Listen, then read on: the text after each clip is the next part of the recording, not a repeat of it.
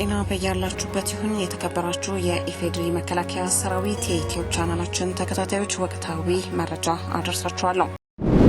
የመከላከያ ሚኒስቴር ተጠሪ ክፍሎች በ2018 ዓ.ም አንደኛ ሩብ ዓመት የስራ አፈጻጸም ላይ ተወያዩ። በዲጂታል ኢንፎርሜሽን፣ በስራ ፈጠራ፣ በስነ ምግባር የታነጸ አባል በማፍራትና ልዩ ልዩ ወታደራዊ ቅርሶችን በመሰብሰብ የተቋሙን ዳራ ለትውልድ እንዲተላለፍ በማድረግ ውጤታማ የስራ አፈጻጸም እየተመዘገበ መሆኑ በመከላከያ ሚኒስቴር ተጠሪ ክፍሎች ውይይት ላይ ተገልጿል። የሴቶችን የአመራርነት ሚና በማሳደግ የአቅመ ደካማ ቤቶችን በመስራትና በሚሊዮን የሚቆጠር ብር ወጪ አድርገው የገንዘብ ድጋፍ በማድረግ ተቋሙ አሰራርና አደረጃጀት ላይ ጥናትና ምርምር በማድረግ የዘመናዊ ሰራዊት ግንባታን በማቀላጠፍ የምርምር ማዕከላትን በማጠናከር የቴክኖሎጂ ሽግግር በማድረግ የተጠናቀቁ የጥናትና ምርምር ስራዎችን ለተጠቃሚዎች በማስተላለፍ በኩል መልካም የስራ አፈጻጸም መመዝገቡም ተብራርቷል። በተመሳሳይ የጤና ተቋማት አገልግሎት አሰጣጥን በማበልጸግ የተቀበሩ ፈንጂዎችንና ተተኳሾችን ማስወገድ፣ የቀድሞ ታጣቂዎችን ወደ ማህበረሰቡ መቀላቀል፣ የወታደራዊ ምርትና ምርታማነትን ማጠናከር፣ የኢንዱስትሪ ምርትና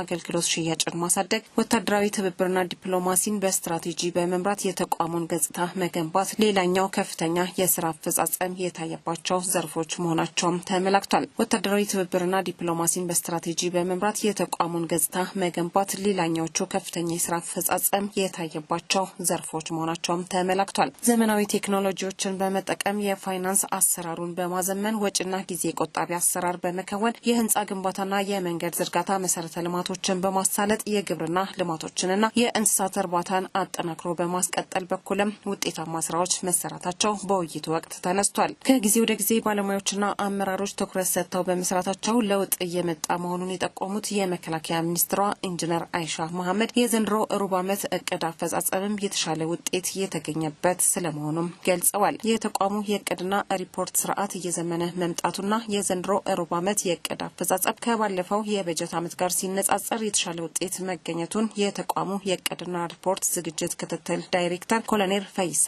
ታደሰ ተናግረዋል። በቀጣይም ራስን ከወቅታዊ ሁኔታዎች ጋር በማስማማትና በማብቃት የተቋሙን እድገት ወደፊት ማራመድ እንደሚገባም መልእክት አስተላልፈዋል።